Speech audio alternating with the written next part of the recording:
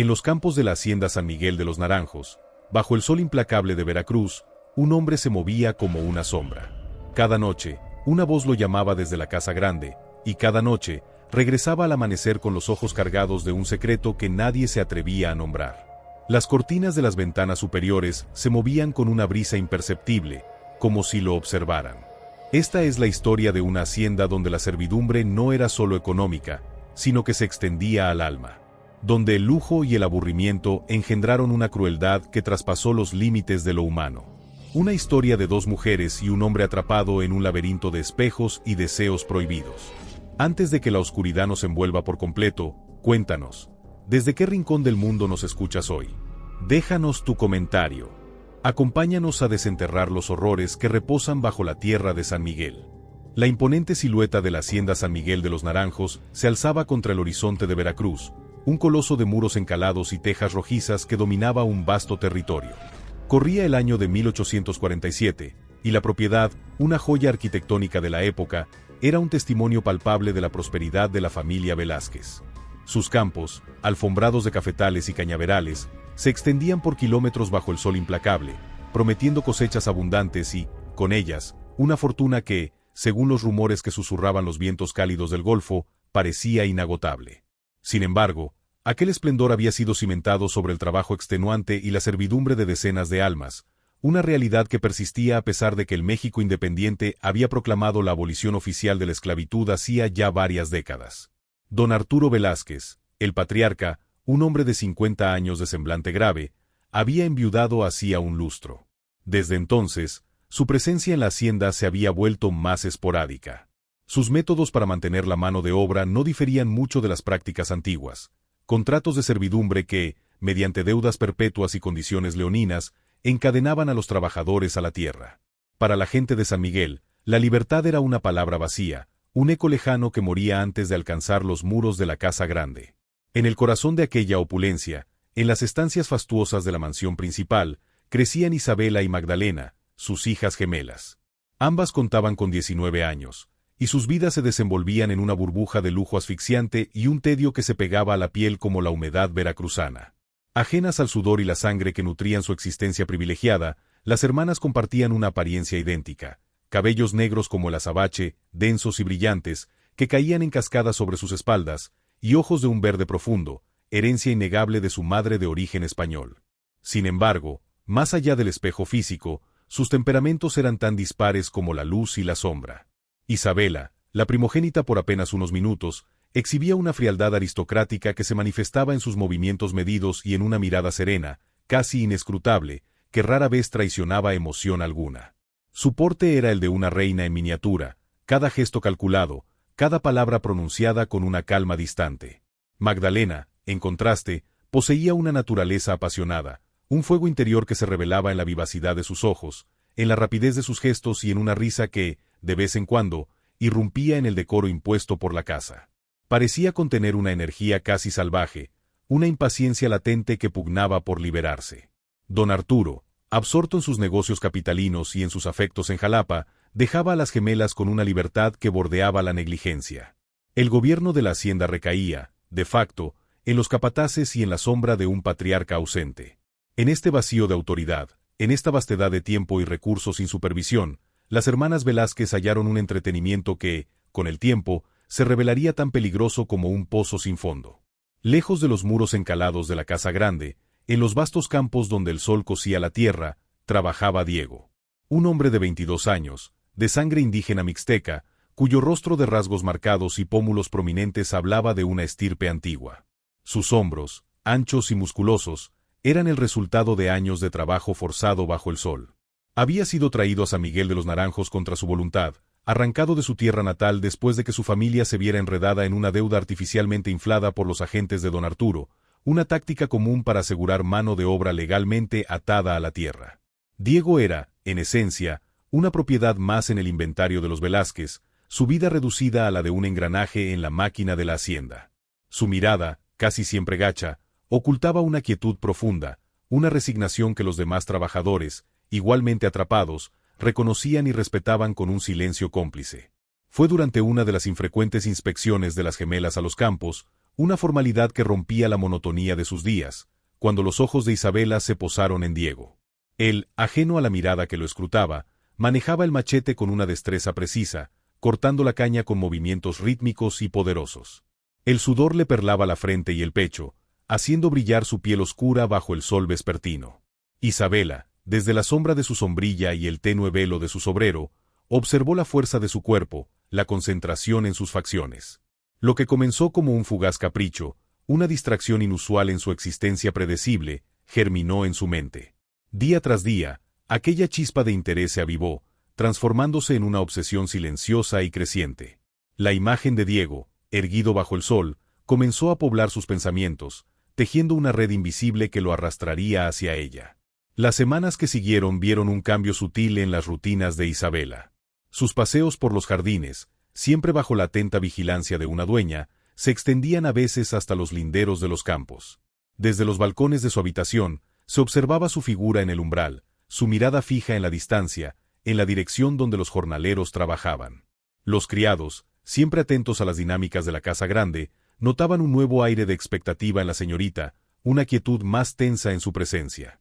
Diego, por su parte, sentía a veces una extraña sensación de ser observado, una punzada en la nuca que lo hacía alzar la vista hacia la imponente silueta de la mansión, pero nunca veía nada que confirmara su intuición. Finalmente, el deseo de Isabela se manifestó. Una noche, cuando el manto de la oscuridad se había extendido por completo sobre la hacienda y el único sonido audible era el chirrido incesante de los grillos y la lejana sinfonía de la selva, un capataz se presentó en la choza de Diego. No era un pedido, sino una orden lacónica y sin derecho a réplica. Se le esperaba en la casa grande, en los aposentos de la señorita Isabela. La voz del capataz era grave, su rostro, impasible. Para Diego, la instrucción se grabó en su mente como una marca a fuego, una sentencia dictada sin palabras. El terror, frío y paralizante, se instaló en su pecho. Sabía el significado de aquel llamado, las implicaciones no dichas. Negarse no era una opción. El rechazo significaría un castigo brutal, azotes que dejarían la piel desgarrada, o, peor aún, la venta a las minas de plata en el distante norte, un destino que pocos hombres lograban sobrevivir por más de unos cuantos meses, condenados a morir en las entrañas oscuras de la tierra. El camino desde su humilde choza hasta la monumental casa principal se extendía como un sendero hacia lo desconocido. Cada paso de Diego resonaba en el silencio de la noche, pesado y cargado de una fatalidad ineludible. Al llegar a la hacienda, la puerta lateral de servicio, apenas perceptible en la penumbra, se abrió antes de que él pudiera tocarla. Un criado, vestido con el uniforme de librea de la casa, lo esperaba en el umbral, su rostro una máscara de neutralidad. Con un gesto apenas perceptible, le indicó que lo siguiera. Diego fue conducido por pasillos largos y silenciosos, alfombrados con tapices gruesos que amortiguaban el sonido de sus pasos. Las paredes estaban adornadas con retratos familiares de miradas severas que parecían seguirlo desde la oscuridad. El aire dentro de la casa era denso, pesado con el aroma de la cera de abejas, las flores marchitas de los floreros y un incienso que se quemaba en alguna estancia lejana. La opulencia de la casa, habitualmente un signo de poder, se transformaba en un espacio opresivo, un laberinto de grandezas que lo engullía. Finalmente, el criado se detuvo frente a una puerta de madera maciza en el segundo piso. Sin pronunciar palabra, la abrió y, con un ligero empujón en la espalda de Diego, le indicó que entrara. La habitación estaba sumida en una penumbra casi total. Las velas encendidas eran escasas, sus llamas titilaban tenuemente, proyectando sombras alargadas que danzaban de forma inquietante en las paredes cubiertas de damasco. En el centro de la estancia, apenas discernible en la oscuridad, se alzaba la silueta esbelta de Isabela. Su figura se mantenía inmóvil, una presencia etérea y gélida. No se escucharon palabras. No hubo un diálogo audible. Solo una serie de gestos lentos, una indicación de la mano, una mirada que, incluso en la oscuridad, transmitía una orden inquebrantable, una voluntad que no admitía objeciones. Diego, su cuerpo rígido y sus ojos fijos en un punto indefinido en el suelo, se sentía como una marioneta cuyas cuerdas eran tiradas por una fuerza invisible. La coerción, invisible pero omnipresente, llenaba el aire de la habitación. Su cuerpo, ya no de su propiedad, respondió a la voluntad ajena. Las primeras convocatorias nocturnas se convirtieron en una rutina sombría. Diego cruzaba el umbral de la casa grande varias veces por semana, desapareciendo en la oscuridad de los aposentos y regresando al amanecer. Cada vez, emergía como una sombra más, su rostro pálido, sus ojos más hundidos, la mirada perdida en un punto lejano. Sus movimientos, antes ágiles y llenos de una vitalidad contenida, se habían vuelto lentos, casi mecánicos, como si una parte de él se hubiera roto de forma irremediable. Las manos, que antes se aferraban a la caña o al machete con fuerza, ahora parecían flácidas, a veces con un ligero temblor apenas perceptible. Los demás trabajadores de la hacienda, aunque no sabían los detalles específicos, percibían el cambio en Diego. Lo observaban en silencio, con miradas cargadas de una comprensión tácita. Evitaban su mirada directa, susurrando entre ellos cuando él pasaba. Había un pacto no verbal de silencio alrededor de su figura, una mezcla de compasión y miedo. Nadie se atrevía a preguntar, ni a desafiar el poder de la casa grande. La palabra Minas era suficiente para sellar cualquier boca. Diego, por su parte, continuaba en silencio, prisionero no solo de la servidumbre laboral, sino de un juego oscuro cuyas reglas solo Isabela conocía. Su existencia se había transformado, y cada amanecer lo encontraba un poco más vacío, un poco más distante del hombre que había sido. El horror apenas comenzaba a desplegar sus alas sobre San Miguel de los Naranjos. 3 meses se deslizaron sobre la hacienda San Miguel de los Naranjos, meses que trajeron consigo la opresora humedad de junio a Veracruz. La rutina de Diego, marcada por el trabajo extenuante bajo el sol y las convocatorias nocturnas a la casa grande, se había consolidado en una existencia de silenciosa servidumbre. Cada amanecer lo encontraba regresando a su choza, una sombra entre las sombras, con la piel curtida y una fatiga que no era solo física. Los otros jornaleros notaban el cambio en su andar, la pesadez en sus ojos, la forma en que evitaba las miradas. El aire en los campos parecía vibrar con un secreto no pronunciado que solo él cargaba. Una de esas madrugadas de junio, cuando el cielo comenzaba a teñirse de un gris perla y los primeros cantos de los gallos rasgaban la quietud, Magdalena Velázquez se encontraba despierta. La razón de su insomnio, un desasosiego sin nombre que a menudo la asaltaba, la había llevado a la galería superior, desde donde se dominaban los jardines traseros de la hacienda y parte del sendero que conectaba con las chozas de los trabajadores. La brisa tibia, cargada con el aroma de jazmines nocturnos y la tierra húmeda, apenas aliviaba el bochorno. Fue en ese preciso momento, mientras la luz tenue de la aurora luchaba contra la oscuridad de la noche, que sus ojos se fijaron en una figura que emergía cautelosamente de la casa. Era Diego.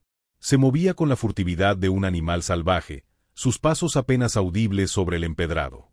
Su silueta, alargada por las primeras luces del día, se dibujaba clara por un instante antes de fundirse con los árboles y dirigirse hacia las chozas de los trabajadores. Magdalena lo observó hasta que desapareció. Su mirada, sin embargo, no abandonó el punto de donde la había salido, una pequeña puerta lateral que conducía directamente a los pasillos del segundo piso, cerca de los aposentos de Isabela. No hubo gritos ni escenas. El rostro de Magdalena, iluminado por la incipiente luz, se mantuvo impasible. Una quietud, una tensión inusual, se apoderó de su figura. Durante un largo momento, su mirada permaneció fija en la puerta, como si intentara desentrañar el misterio que se ocultaba tras ella. La sorpresa de la revelación no se tradujo en la ira o los celos comunes que se esperarían de una joven en su posición. En su lugar, algo mucho más sombrío y calculador comenzó a gestarse en su interior. La naturaleza impulsiva de Magdalena, a menudo un torrente de emociones, se canalizó en una perversa lucidez. Las hermanas, desde la infancia, habían compartido todo: muñecas de porcelana, vestidos bordados, las confidencias de sus diarios e incluso los pretendientes que acudían a las fiestas en la hacienda. ¿Por qué, entonces, este hombre habría de ser diferente? Magdalena esperó hasta que el sol estuvo más alto, y la vida en la hacienda comenzó a desperezarse. Caminó con pasos decididos hacia los aposentos de Isabela.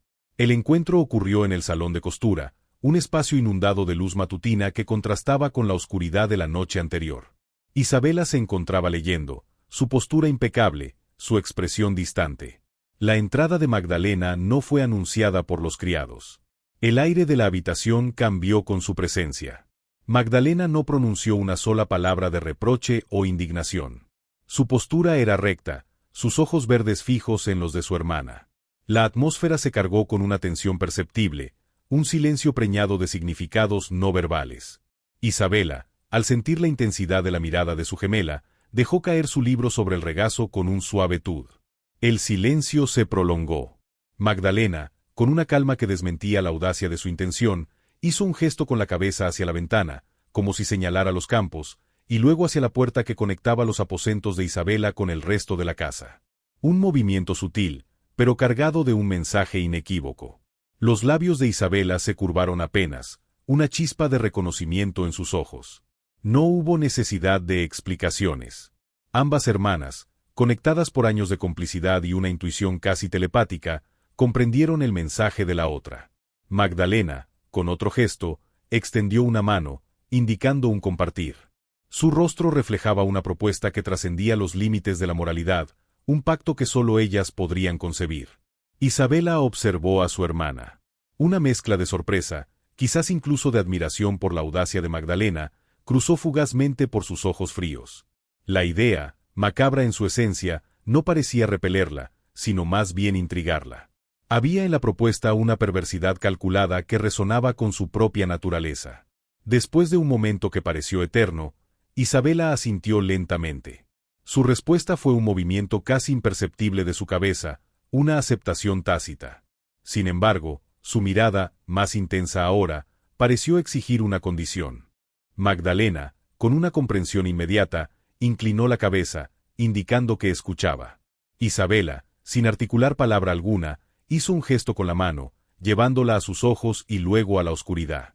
El significado era claro: Diego nunca sabría.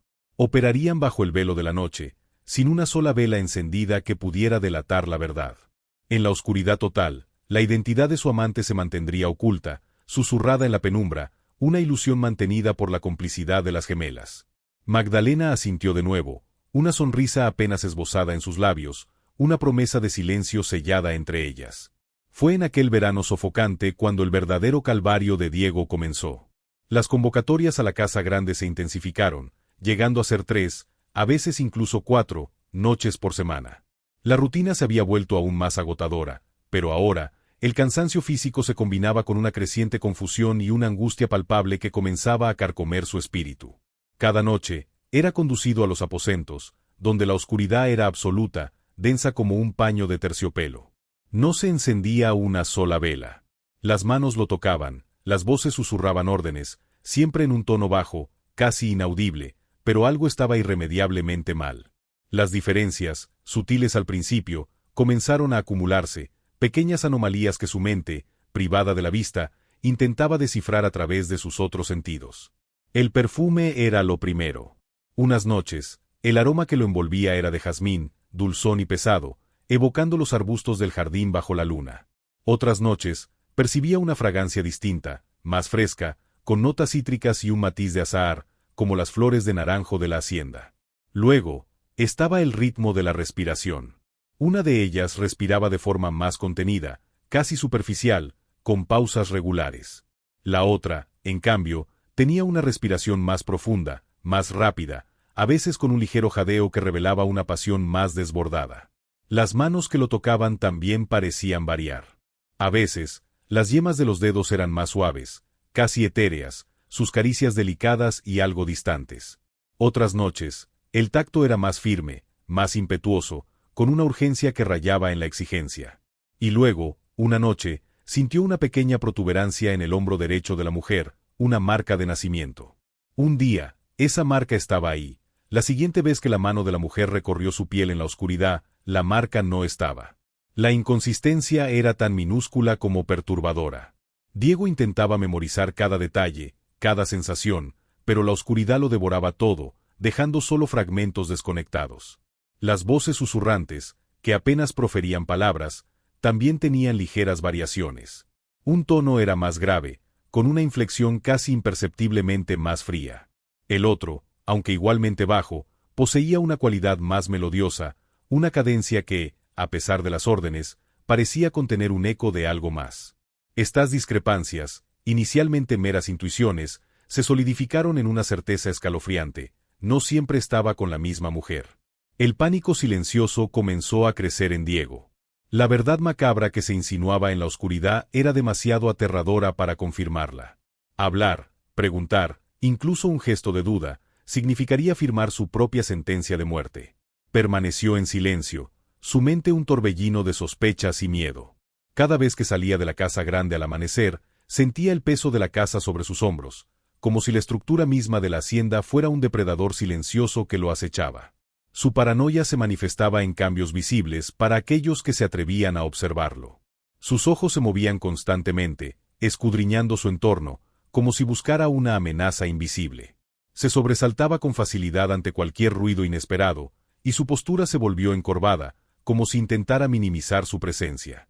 En los campos, los otros trabajadores notaban sus ojeras profundas, la forma en que se estremecía cuando su mirada cruzaba con las ventanas del segundo piso de la casa grande. Algunos murmuraban que estaba siendo consumido por una maldición, otros creían que el agotamiento lo estaba llevando a la locura. Diego se había convertido en un prisionero, no solo de su servidumbre forzada, sino de un juego cruel entre dos mujeres que lo trataban como una propiedad animada, un objeto a compartir. Su silencio era su única defensa, un escudo frágil contra una verdad que lo destrozaría. La oscuridad de las noches en San Miguel de los Naranjos se había tragado su voz, su libertad y, poco a poco, su propia identidad. El verano avanzaba, y con él, la telaraña de mentiras y deseos perversos se tejía más apretada alrededor de Diego, prometiendo un desenlace incierto y plagado de horror. Los meses se deslizaban pesadamente sobre la hacienda San Miguel de los Naranjos, arrastrando consigo el calor sofocante y la humedad pegajosa de aquel verano de 1847 en Veracruz.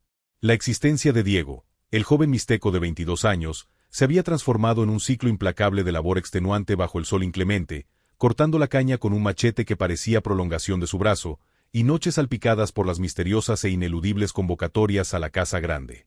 Cada amanecer, Diego regresaba a su humilde choza, una sombra apenas distinguible entre los cafetales, arrastrando no solo el cansancio físico que le encorvaba los hombros y le dejaba el rostro surcado de ojeras profundas, sino también el peso de un secreto que lo consumía en silencio.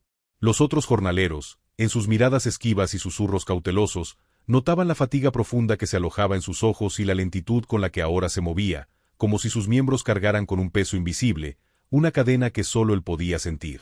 Había una quietud forzada en él, una ausencia en su mirada que sus compañeros, acostumbrados a la resignación, reconocían como el indicio de un sufrimiento que trascendía lo meramente físico. Se había vuelto un enigma, un espectro que habitaba entre ellos sin estar realmente presente. Mientras tanto, en el opulento corazón de la hacienda, la dinámica perversa entre Isabela y Magdalena se consolidaba. Después de aquel pacto tácito en el salón de costura, las hermanas Velázquez habían desarrollado un sistema complejo para compartir a Diego, un intrincado ballet de engaño que se tejía en la oscuridad de la noche. Establecieron un esquema de noches alternadas, cuidadosamente calculado para evitar cualquier coincidencia o error. Su comunicación se basaba en códigos discretos, apenas perceptibles para un ojo ajeno. Un pequeño arreglo floral en el comedor, una cinta de cierto color en el cabello de una de ellas durante la cena, o el volumen de una voz al dar una orden a un criado, se convertían en señales inequívocas que indicaban a quien le correspondía la noche. Los criados, aunque nunca entendieron el propósito de tales sutilezas, notaban el cambio en los objetos y lo atribuían a los caprichos de las señoritas. Este acuerdo, lejos de aplacar sus deseos, intensificó una competencia silenciosa entre las gemelas.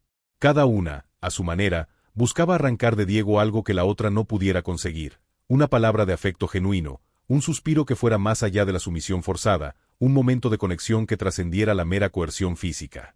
Isabela, en sus noches, mantenía su frialdad distante, pero a veces su mano se demoraba un instante más en la piel de Diego, o su aliento se volvía ligeramente más profundo en la oscuridad, una búsqueda tácita de una respuesta emocional. Magdalena, con su naturaleza más apasionada, a veces se atrevía a susurrar una palabra que no era una orden, o un roce más tierno, una súplica silenciosa por una reciprocidad que nunca llegaba. El juego de ellas era una guerra sin tregua, librada en la oscuridad, donde la victoria se mediría en el resquicio de humanidad que pudieran extraer de su prisionero. La identidad idéntica de sus cuerpos, la simetría de sus rostros, era el velo perfecto para mantener la ilusión y, a la vez, el arma principal de su perversión. Sin embargo, Diego se había cerrado por completo. Las noches pasadas en la casa grande lo habían despojado de su espíritu, dejándolo como una casca vacía. Su cuerpo, aunque presente, se movía por mera inercia. Sus ojos, antes vivos y expresivos, habían perdido su luz, transformándose en pozos oscuros donde la mirada se perdía en el vacío, sin registrar lo que sucedía a su alrededor. Si alguna vez profería una palabra, era un murmullo apenas audible, una respuesta monosilábica que no denotaba ni emoción ni pensamiento.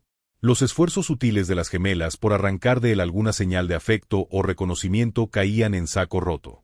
Para Diego, las caricias, los susurros, las demandas, todo era parte de un mismo horror indistinguible, un tormento en la oscuridad donde las identidades se fusionaban en una sola amenaza.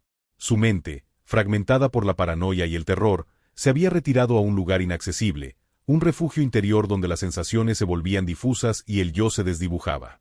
Su estado no pasó desapercibido para los otros trabajadores de la hacienda. Lo observaban en los campos, en el comedor comunal, en los pocos momentos de descanso.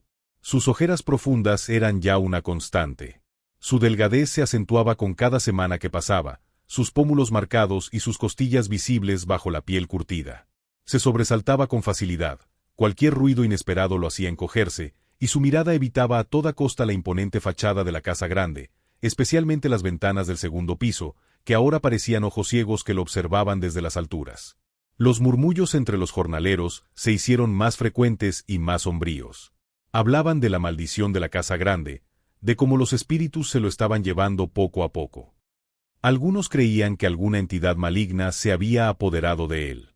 Otros, más pragmáticos pero igualmente supersticiosos, afirmaban que las señoritas, en su aburrimiento, le estaban sacando el alma. La imagen de Diego, agotado y silente, se convirtió en una advertencia, un espectro viviente de lo que podía ocurrir a quien caía bajo la sombra de los Velázquez. Cuando pasaba cerca de ellos, el resto de los hombres y mujeres se apartaban discretamente, dejando un espacio vacío a su alrededor, una barrera invisible de miedo y respeto por su sufrimiento. Diego, atrapado en su propia prisión de silencio, ni siquiera registraba esa distancia, absorto en su propio infierno. Llegó diciembre de 1847, y con él, un cambio sutil en el ritmo de la hacienda. Las cosechas se acercaban a su fin, y el aire, aunque aún cálido, traía consigo una promesa de brisas más frescas. Fue en uno de esos días, mientras se preparaba para su baño matutino, que Magdalena Velázquez notó algo inusual. La regularidad de su ciclo menstrual, que siempre había sido precisa, se había roto.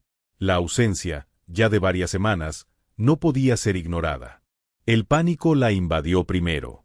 Un miedo helado, tan intenso como la sorpresa, le apretó el pecho. La sombra de la deshonra, del escándalo que significaría un embarazo fuera del matrimonio, se cernió sobre ella. Su padre, don Arturo, con su rígido sentido del honor y su constante ausencia, la desheredaría, la expulsaría, o la casaría a la fuerza con algún terrateniente de dudosa reputación para lavar la afrenta. Su estatus, su vida de lujos, todo se desmoronaría. Sus manos temblaron levemente mientras intentaba recordar las fechas, buscando una explicación lógica, un error de cálculo que desmintiera la verdad que comenzaba a asomar. Sin embargo, ese pánico inicial no tardó en transformarse, mutando en algo extraño y perverso, una euforia inesperada. Una sonrisa lenta y enigmática comenzó a extenderse por sus labios mientras una comprensión brutal la golpeaba. Llevaba algo que Isabela no tenía. Un niño. Un hijo de Diego. Una prueba física e irrefutable de que, en aquella competencia silenciosa por el hombre, ella había ganado. La victoria era tangible, carne de su carne, sangre de su sangre. Isabela, la fría y calculadora primogénita, no podía igualar aquello. La idea de que su propio cuerpo había sido el elegido, la culminación de aquel macabro juego, la llenó de una extraña sensación de poder. Magdalena guardó el secreto celosamente durante semanas. Saboreaba cada día la ventaja que poseía sobre su hermana. En su interior, la vida se gestaba, un pequeño ser que era su triunfo más absoluto. Comenzó a elegir vestidos más holgados, a evitar los corsés que acentuaban su figura, a excusarse de ciertas actividades que pudieran revelar su estado. A veces, se tocaba el vientre con un gesto casi imperceptible, una caricia íntima que nadie más notaba. Sus comidas se volvieron más selectivas, justificándose con antojos o ligeros malestares que, para los criados, eran caprichos de señorita. Observaba a Isabela con una nueva luz, una mezcla de superioridad y anticipación. Disfrutaba el engaño, la ignorancia de su hermana, la ignorancia de todos. Pero el tiempo, implacable, avanzaba, y con él, los cambios en su cuerpo se hicieron innegables. El abultamiento de su vientre, aunque sutil, ya no podía ocultarse con soltura. La evidencia física de su embarazo comenzaba a trascender los velos de seda y las excusas. Finalmente, la necesidad de confrontar a Isabela se hizo imperiosa. Magdalena esperó el momento adecuado, un atardecer en los jardines, cuando las sombras se alargaban y el aire se refrescaba, y los criados se ocupaban de sus tareas vespertinas. Isabela se encontraba paseando entre las fuentes, su figura elegante y solitaria. Magdalena se acercó a ella con pasos firmes, el rostro una máscara de calma, pero con los ojos brillando con una expectación inusual. Se detuvo a unos pocos metros de su hermana. No hubo preámbulos. Magdalena alzó una mano y la posó sobre su vientre, un gesto lento y deliberado que no necesitaba palabras. Luego, su mirada se fijó en la de Isabela, con una mezcla de desafío y de una expectación casi cruel. Esperaba ira, una explosión de celos, quizás una confrontación violenta digna de su naturaleza más volcánica. Pero lo que encontró en los ojos verdes de Isabela fue algo mucho peor, una calma gélida y una quietud aterradora. El rostro de Isabela no cambió ni un ápice. No hubo sorpresa visible, ni asombro. Su mirada se deslizó de la mano de Magdalena a su vientre y luego regresó a sus ojos. La superficie de sus orbes verdes, tan idénticos a los de su hermana, permaneció inexpresiva, como un lago congelado bajo la luna. El silencio que siguió fue denso y opresivo, cargado de una ominosa premonición. Magdalena, que había anticipado una batalla, se encontró con un muro de hielo, una respuesta que era, en su inmovilidad, mucho más inquietante que cualquier grito o reproche. La calma de Isabela no era de aceptación, sino de una contención implacable, el preludio de una tormenta que aún no había desatado su furia. El aire se volvió pesado con la tensión no dicha, y la revelación, lejos de ser una victoria celebrada, se transformó en el primer eco de un horror aún mayor que se cernía sobre la casa grande. La revelación de Magdalena había caído como una losa de hielo sobre la aparente quietud de la hacienda San Miguel de los Naranjos. La calma gélida en los ojos verdes de Isabela, ese muro impenetrable de su reacción, fue mucho más inquietante que cualquier explosión de ira que Magdalena pudiera haber anticipado. Tras el encuentro en los jardines, las hermanas se separaron sin mediar palabra, el silencio entre ellas más pesado que el aire denso de la noche veracruzana. Magdalena, a pesar de su inicial euforia por la victoria, sintió una punzada de aprensión al presenciar la imperturbabilidad de su gemela, una sensación de que, lejos de haber ganado, había activado una fuerza aún más peligrosa. Isabela, por su parte, regresó a sus aposentos con una lentitud deliberada, su figura rígida. Una vez cruzó el umbral, la puerta se cerró tras ella con un sonido apenas audible, pero definitivo. Durante los siguientes 2 días, Isabela Velázquez se aisló por completo. Sus habitaciones permanecieron clausuradas. Los criados, acostumbrados a la distante elegancia de la señorita, notaron una quietud inusual que emanaba de aquella ala de la casa. Las comidas, enviadas a su puerta, regresaban a la cocina con apenas un bocado faltante. Los pocos sirvientes que se atrevieron a pasar cerca de sus estancias murmuraban sobre el silencio sepulcral, una ausencia total de movimiento o sonido, como si el tiempo mismo se hubiera detenido dentro de aquellos muros. Desde el exterior, se escuchaba un leve raspar de plumas sobre papel en algunas ocasiones, el crujido de las tablas del suelo, pequeños indicios de una mente en actividad, pero no se percibía voz alguna. La ausencia de Isabela en las rutinas de la casa principal generó una tensión palpable entre el personal, que se movía con más cautela, susurrando sus órdenes y evitando cualquier estruendo. El tic-tac de los relojes de pared en el resto de la casa parecía amplificarse, marcando un compás ominoso. Dentro de su encierro, Isabela no había cedido al pánico o la desesperación, sino que había descendido a un lugar de fría y calculada deliberación. La imagen de Magdalena con el vientre abultado, la prueba viviente de una supremacía que ella no toleraría, se había grabado en su mente. No podía permitir que aquel bastardo naciera, llevando la sangre de los Velázquez y, peor aún, sellando la victoria de su hermana en aquel juego perverso que ambas habían iniciado. La idea de ser superada por Magdalena, la primogénita relegada por un acto tan visceral y biológico, era una afrenta intolerable para su orgullo aristocrático y su necesidad de control. 2 días de un silencio casi absoluto, solo roto por el suave crepitar de la chimenea y el rasgueo ocasional de su pluma sobre el papel, bastaron para que el plan se orquestara en su mente con una precisión escalofriante. Llegó la noche del 15 de enero de 1848. El frío invernal de Veracruz, aunque templado por la cercanía del Golfo, se había instalado en el aire. La hacienda se envolvía en una oscuridad más profunda de lo habitual. Como era costumbre diaria, un criado preparó la bandeja de plata con las tazas de porcelana fina para el té vespertino que las hermanas compartían antes de cenar. Pero esa noche, Isabela insistió en servirlo personalmente, un gesto inusual que nadie, salvo ella, notó como significativo. En la privacidad de la sala de estar, mientras el criado se retiraba a una distancia respetuosa, Isabela tomó una pequeña botella de cristal oscuro que había guardado oculta en los pliegues de su vestido. Contenía un líquido denso y oscuro, extraído de las bayas de belladona, una planta conocida por sus propiedades abortivas y venenosas, información que había aprendido de antiguos volúmenes de botánica y medicina guardados en la biblioteca de su madre. Con movimientos medidos, precisos, como los de un alquimista, Isabela vertió unas gotas en la taza destinada a Magdalena. La dosis fue calculada con meticulosidad, basándose en lo que había investigado, suficiente para provocar un aborto, pero no letal. O eso creía. Sus manos no temblaron. Sus ojos verdes permanecieron fijos en el líquido oscuro que se mezclaba con el té de hierbas, disolviéndose sin dejar rastro aparente en el vapor. Luego, sirvió el té en su propia taza, con una mano tan firme como si estuviera realizando el ritual más inocente. Le ofreció la taza a Magdalena con una pequeña sonrisa que no alcanzaba sus ojos.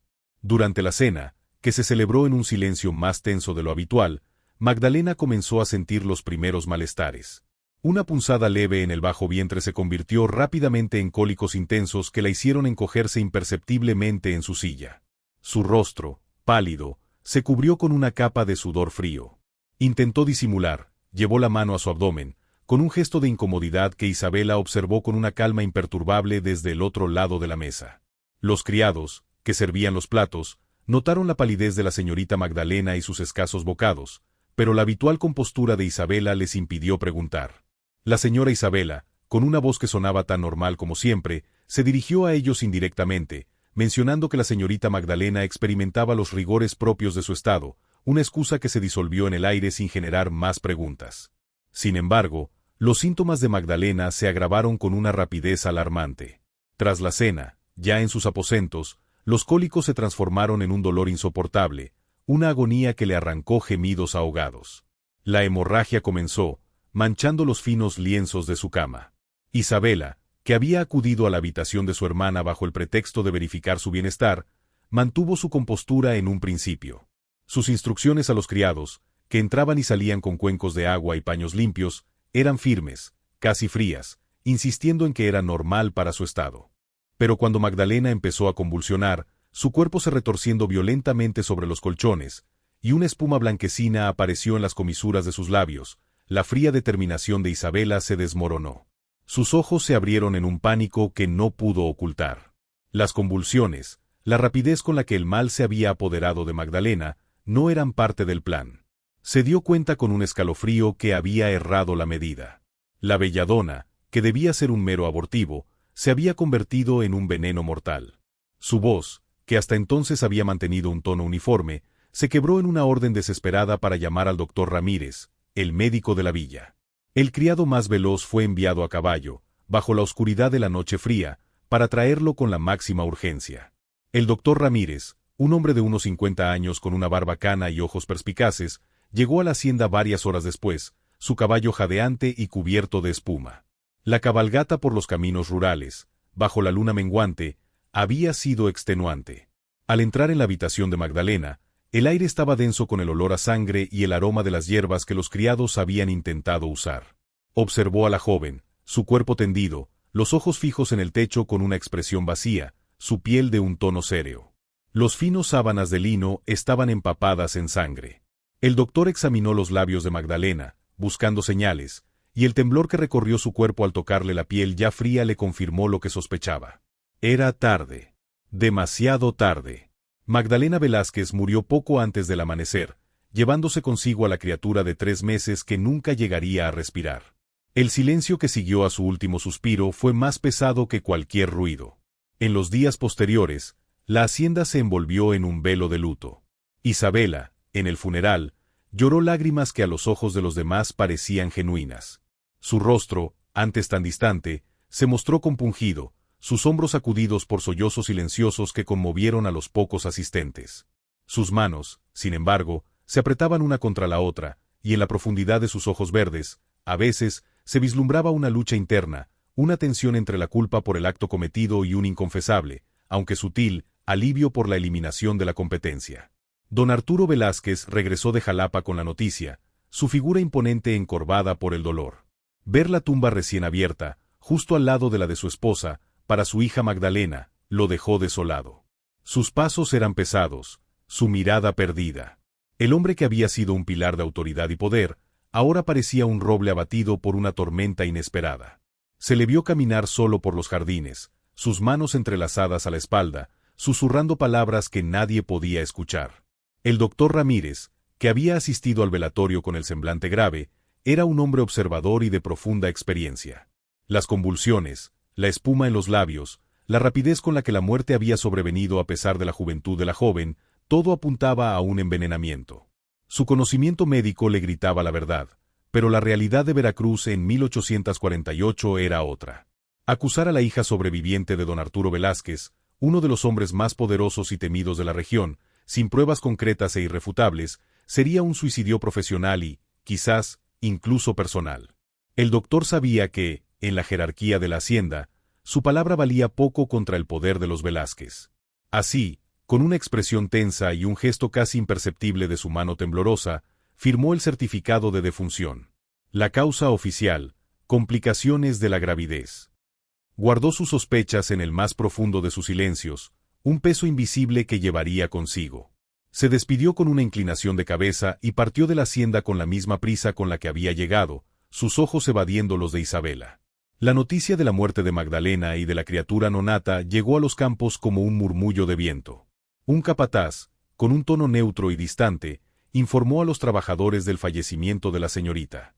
Diego, que en ese momento manejaba el machete bajo el sol, se detuvo de repente. Su cuerpo se puso rígido, el machete cayó de sus manos con un ruido seco sobre la tierra polvorienta. El rumor había llegado a él de una manera que los otros no habían experimentado. Aquel niño, aunque nunca lo conocería, era suyo. Era el único lazo humano que le quedaba, la única esperanza de una conexión que lo atara a algo más que la servidumbre.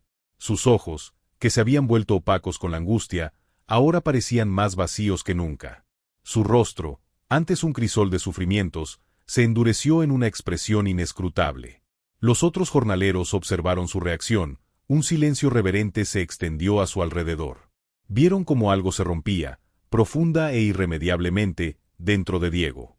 No hubo gritos ni lágrimas, solo una quietud terrible, una inmovilidad que presagiaba una tormenta. Su mirada se fijó en la distancia, en la imponente silueta de la casa grande, y en su rostro se dibujó una resolución fría, una determinación que no había poseído antes. La chispa que aún quedaba en sus ojos se extinguió, dejando solo cenizas. Se había convertido en un espectro, pero no de la casa, sino de su propia humanidad. 3 noches después del lúgubre funeral de Magdalena, el silencio se había asentado sobre la hacienda San Miguel de los Naranjos con una densidad palpable. Para Diego, el joven mixteco, esas noches fueron una agonía. No había dormido. Los ojos, antes opacos por la angustia y el agotamiento, ahora reflejaban una quietud terrible, una ausencia que era más perturbadora que cualquier lágrima o grito. Su cuerpo, aunque inmóvil durante el día en los campos de caña, ardía con una fiebre interna, la dolorosa forja de un nuevo propósito. La noticia de la muerte de Magdalena y, con ella, la de la criatura nonata, había quebrado la última fibra de su humanidad, despojándolo de cualquier vestigio de esperanza o resignación. Aquel niño, un futuro que nunca conocería, era el único lazo que le quedaba, el último vestigio de su existencia reducida a un objeto. Ese lazo había sido cortado. Ya no era el prisionero silencioso, ahora era el instrumento de una venganza fría, nacida de un vacío inmenso. Durante los días que siguieron al entierro, se le vio trabajar con una intensidad casi frenética, sus movimientos más bruscos de lo habitual, pero su rostro permanecía inescrutable. Los otros jornaleros lo evitaban, notando la transformación. Había algo en su mirada, una dureza de piedra, que les inspiraba un temor reverente. Al atardecer de la tercera noche, Diego se deslizó entre las sombras de su choza. De un rincón oscuro, sacó un machete de cortar caña, el mismo que usaba a diario en los campos. La hoja, afilada por el uso constante y el mantenimiento riguroso, brilló opacamente bajo la escasa luz que se filtraba por la rendija de la puerta. Su peso en la mano de Diego se sentía familiar, pero ahora era diferente, cargado de una intención que helaba la sangre. Sus dedos se apretaron alrededor del mango de madera, un agarre firme y decidido. No hubo titubeos. Bajo el velo profundo de la noche del 18 de enero de 1848, la hacienda dormía. Las luces de la casa grande se habían extinguido, dejando solo la silueta imponente del edificio contra el cielo salpicado de estrellas. Diego se movió sigilosamente desde las chozas de los trabajadores, su figura apenas perceptible entre los arbustos de los jardines. El aire era pesado, cargado con el aroma de la tierra húmeda y el jazmín de noche.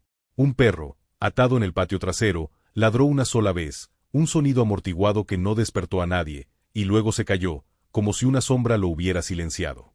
Diego encontró una ventana sin seguro en la planta baja, una de las tantas pequeñas negligencias en una propiedad acostumbrada a la obediencia de sus siervos. Con un movimiento suave, la abrió y se deslizó al interior. El interior de la casa era un laberinto de oscuridad y silencio. Los pasillos, que antes le habían parecido opresivos y llenos de una autoridad tácita, ahora parecían abrirse ante él, desprovistos de su intimidación. Sus pasos, descalzos, apenas rozaban las gruesas alfombras. No buscaba tesoros ni huida. Su objetivo era un punto fijo, una habitación específica en el segundo piso. Varios criados, que dormían en pequeños cuartos cerca de la cocina, escucharon un ruido sordo.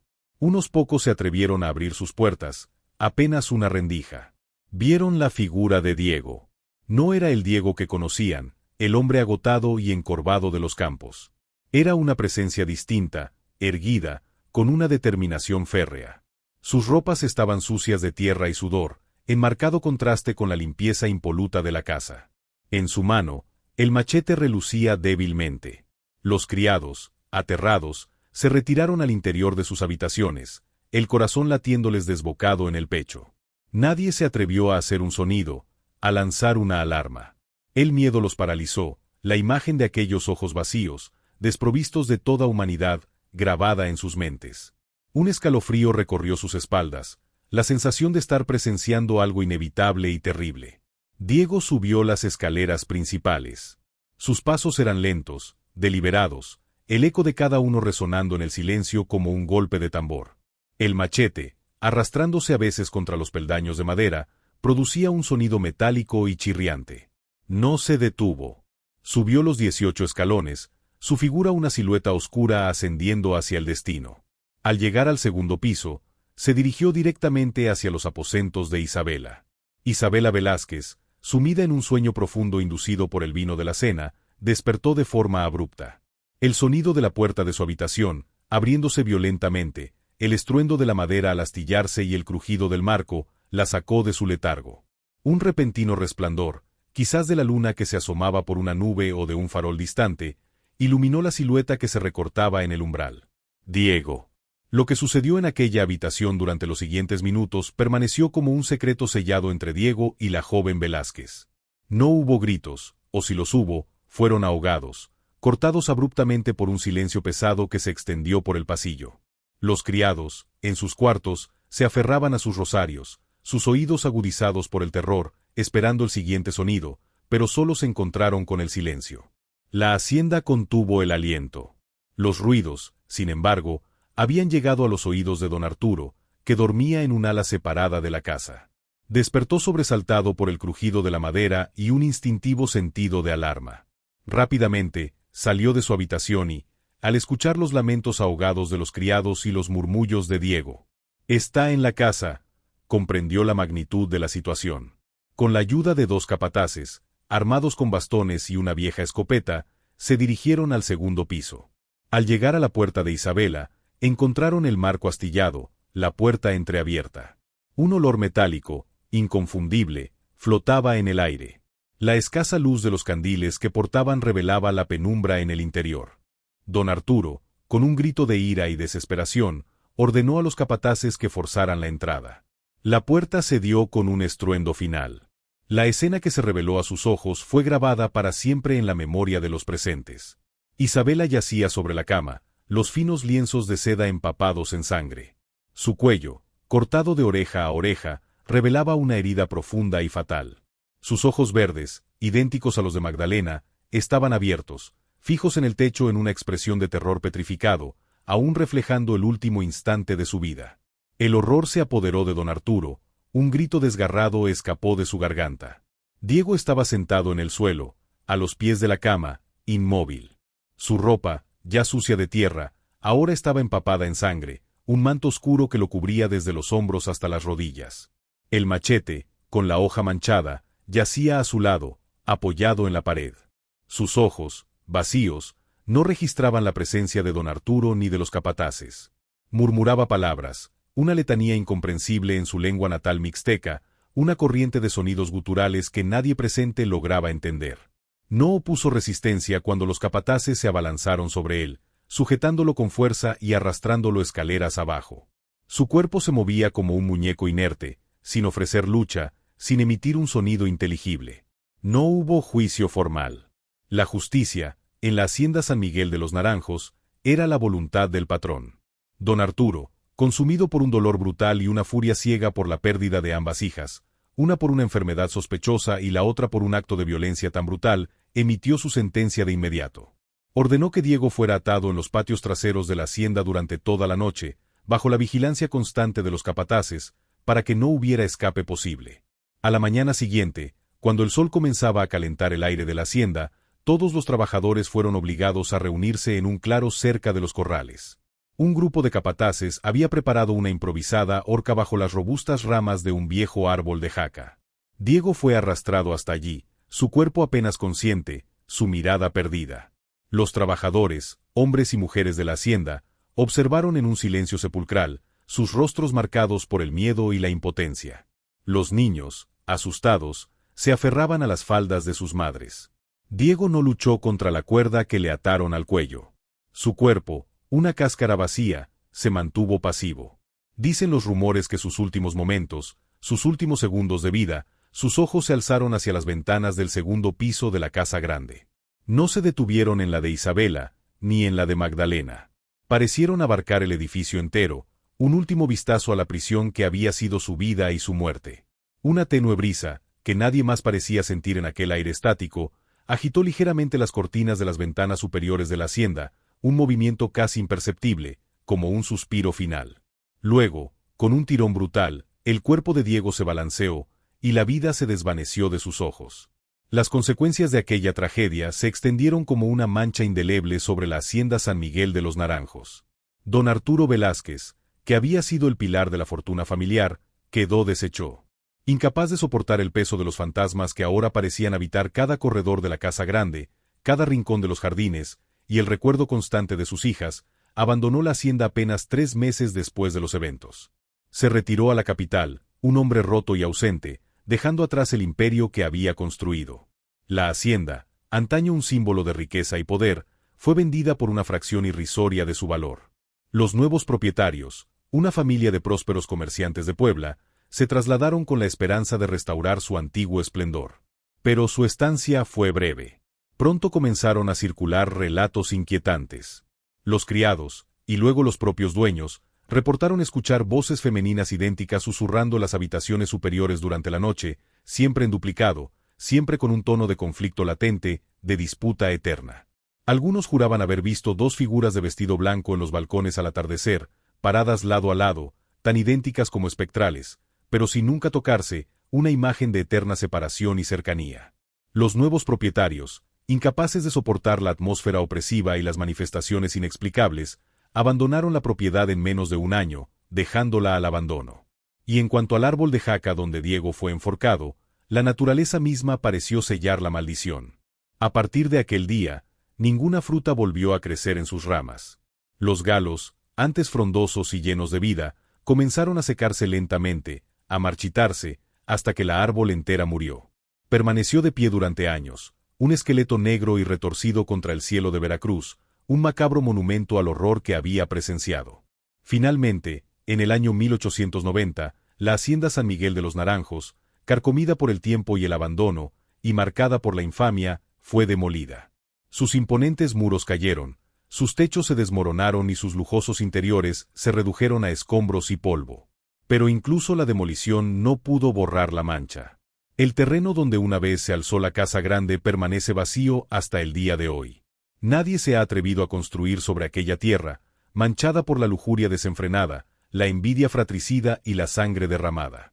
La sombra de la maldición de San Miguel de los Naranjos aún se cierne sobre aquel lugar, un testimonio silencioso de los horrores que allí se vivieron, un relato que el viento sigue susurrando entre los cafetales de Veracruz. Así termina la trágica crónica de la hacienda San Miguel de los Naranjos, un lugar donde el lujo y la ociosidad tejieron una red de depravación que arrastró a todos a su fatal desenlace. Los muros encalados que un día fueron testigos de caprichos y celos, vieron cómo la inocencia se corrompía y la vida se extinguía bajo el peso de la ambición desmedida. La sangre derramada en los aposentos, en el altar de una venganza desesperada, se incrustó en la tierra misma, sellando el destino de quienes allí vivieron y de la propiedad misma. El eco de las voces gemelas y la sombra del hombre que fue su objeto de deseo, permanecen en el vacío terreno, un recordatorio perpetuo de una historia que el viento aún susurra. La hacienda, hoy despojada de su estructura, se yergue invisible, un monumento a la maldad que floreció en el corazón humano cuando la autoridad se ausentó y la moral se desdibujó. ¿Podría la sed de poder, el tedio de la opulencia y el desprecio por la vida ajena haber conducido a un destino diferente? ¿Hay redención posible cuando el alma se ha corrompido hasta sus cimientos? Esta historia de sombras y servidumbre nos obliga a mirar el abismo al que puede llevarnos la naturaleza humana en su faceta más oscura. Nos gustaría saber, ¿qué reflexiones les deja esta historia de ambición y tragedia? Compartan sus pensamientos en los comentarios.